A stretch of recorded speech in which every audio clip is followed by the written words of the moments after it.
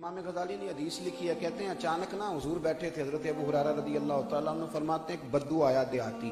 یہ کبھی کبھی سادے بندے بھی بڑا کام کر جاتے ہیں، سادے بندے بڑا زبردست کام کرتے ہیں، مزہ آتا ہے. تو ایک بدو آیا، جلدی سے اس نے سلام لی اور فوراً عرض کرنے لگا یا رسول اللہ ایک سوال پوچھنا تھا. فوراً حضور مسکرائے، فرمایا حال نہیں پوچھا، آنے کا نہیں بتایا، فٹافٹ سوال، چلو جی بسم اللہ پوچھو. کہنے لگا جی قیامت والے دن حساب کس نے لینا ہے؟ عدل کریں تے تھر تھر کمبل، اونچیاں شانہ والے، یہ حساب کس نے لینا ہے قیامت والے دن؟ تو حضور فرمانے لگے بھئی اللہ نہیں لینا ہے. اس نے نا رومال رکھا کندھے پہ اور چلنے لگ گیا. حضور نے فرمایا ٹھہر تو جا. اور ٹھہر بھائی کدھر جا رہے ہو؟ اور رک گیا. محبوب کریم فرمانے لگے تو نے سوال پوچھا، جواب لیا اور بتایا کچھ نہیں. عرض کی حضور بس میرا مسئلہ حل ہو گیا، میں نے پوچھنا تھا کس نے لینا ہے؟ اللہ نے.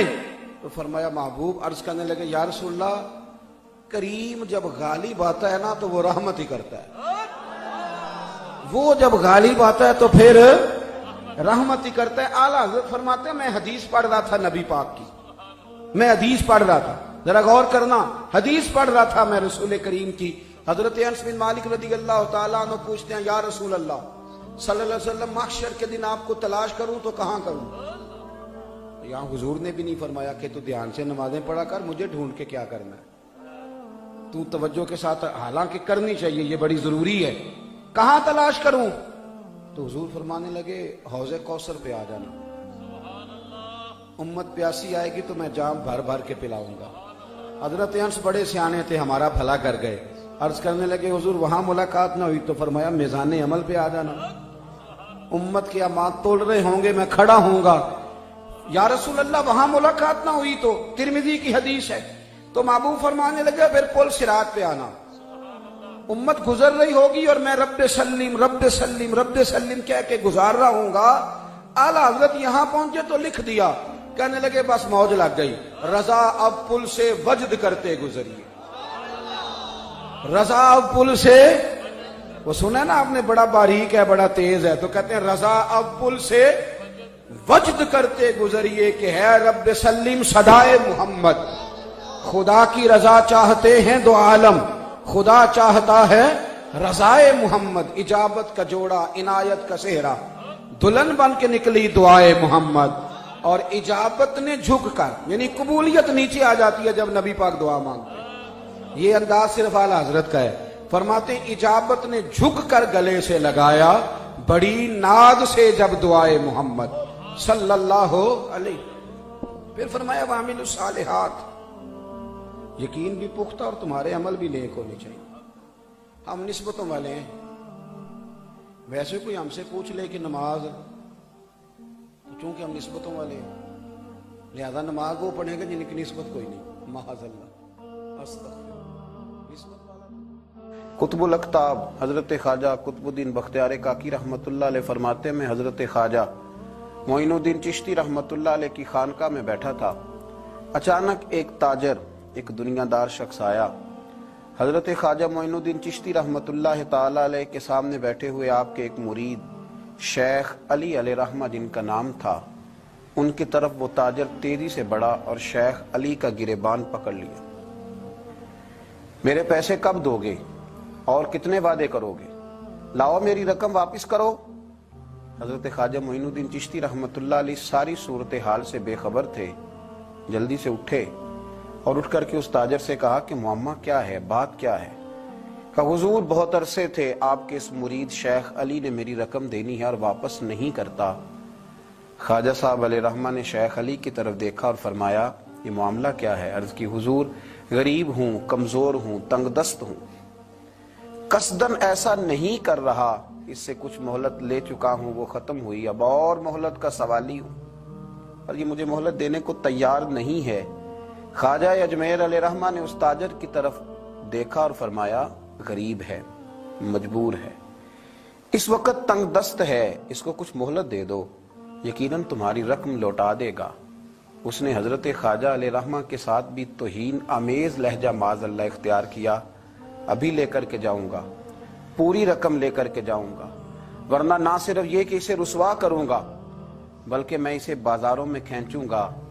خواجہ قطب علیہ رحمہ فرماتے ہیں جتنے لوگ وہاں بیٹھے تھے ان سب کی طرف جب شیخ علی دیکھتے تو کمزور پڑتے، روتے میرے پیر بھائیوں کے بیچ آ کر سرعام اتنے لوگوں میں میری اتنی رسوائی کر ڈالی۔ خواجہ اجمیر نے اپنی اس مرید کی آنکھوں میں جب آنسو دیکھے تو بڑا ہی دل نرم ہوا۔ اس کو کہا کچھ مہلت دے دے، اس نے کہا نہیں نہیں مجھے تو ابھی اپنی رقم چاہیے۔ خواجہ صاحب رحمت اللہ علیہ نے زمین پر چادر بچھائی، چند سکے جیب سے کیا نکالے تھے کہ اللہ تبارک و تعالیٰ نے بھرے خزانوں سے دولت عطا فرما دی۔ یہ ہے تمہاری رقم، اٹھاؤ اور لے جاؤ۔ تمہیں فقیروں کو اس طرح رسوا نہیں کرنا چاہیے تھا، تمہیں خانقاہوں میں بیٹھے ان سادہ اور کمزور لوگوں کے ساتھ یہ رویہ روا نہ رکھنا چاہیے تھا۔ یہ کہا اس شخص نے پیسے اٹھانے شروع کیے اور اٹھاتے اٹھاتے نا جب اس کی نظر زیادہ مال پہ پڑی تو کچھ زیادہ پیسے بھی اٹھا لیے۔ ذرا نظر بچا کے دیکھتا کہ خواجہ صاحب دیکھ تو نہیں رہے، کچھ زیادہ رقم ہتھیائی اور وہ چلتا بنا۔ حضرت خواجہ علیہ رحمہ نے شیخ علی کو تھپکی دی، فرمایا اللہ نے تمہاری عزت رکھی، پر ایک بات میری یاد رکھنا، جب بھی بھروسہ کرنے کو دل ہوا، جب بھی کسی طرف سہارا ڈھونڈنے کا دل ہوا تو یا خدا کی طرف دیکھنا یا محمد مصطفیٰ کی طرف دیکھنا صلی اللہ علیہ وسلم۔ یہ کیا درویشوں کا کیا کام کہ وہ دنیا داروں سے پیسے لیں اور دنیا داروں کے ساتھ معاملات کریں، تمہاری یہ روش اچھی نہیں، لیکن اللہ نے تمہارا وقار رکھا۔ خواجہ قطب کہتے ہیں وہ بات تو ختم ہو گئی، لیکن شیخ علی کے چہرے پر کئی دنوں تک افسردگی رہی۔ وہ ان سب لوگوں کو پلٹ پلٹ کے دیکھتے جن کے سامنے آ کے اس نے گریبان پکڑا تھا تو بیچاروں کی طبیعت بگڑتی، دل پہ افسوس ہوتا، اس کو ایسا نہ کرنا چاہیے تھا، میری غریبی کا یوں مذاق نہ اڑاتا۔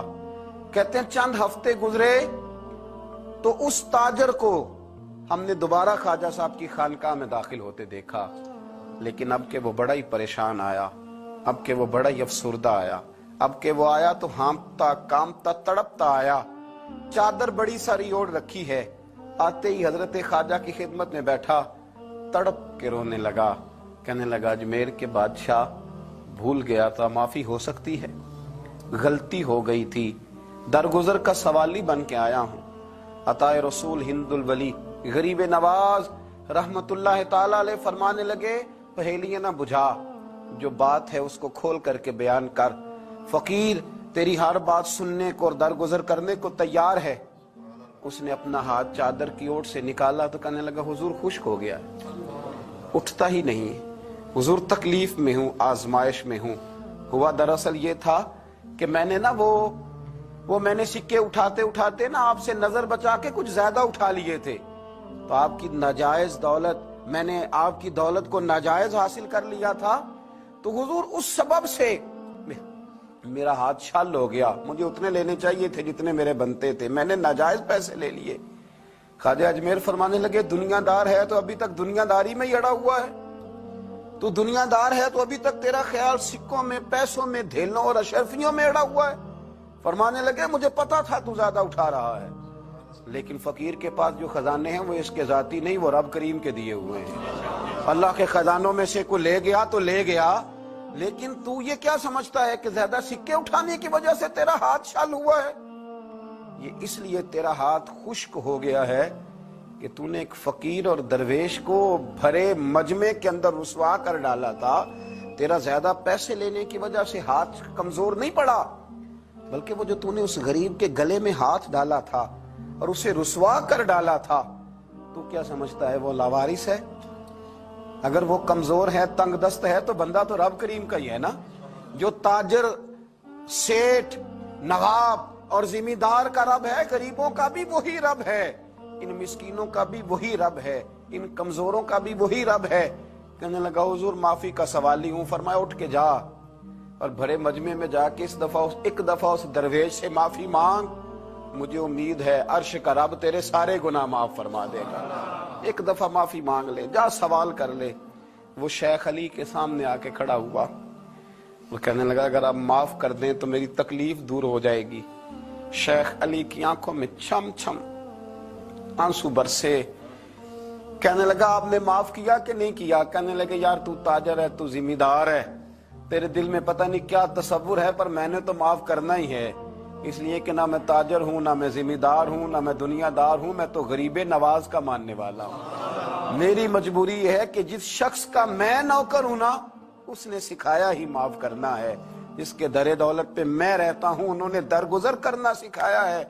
ادھر جب معافی ہوئی تو خواجہ اجمیر نے تھپکی بھی دی، دعا بھی فرمائی، رب کریم نے شفا عطا فرما دی۔ تو خواجہ اجمیر فرمانے لگے میاں جا، تیری تندرستی ہوگی، چلا جا۔ کہنے لگا حضور اب کس نے جانا ہے، اب تو میں تیری دہلیز پہ جھاڑو دیا کروں گا۔ یہ ہاتھ جو تیری دعا کی برکت سے شفا یاب ہوا ہے اجمیر کے والی، اب میں یہاں جھاڑو دوں گا، اب میں یہاں نوکری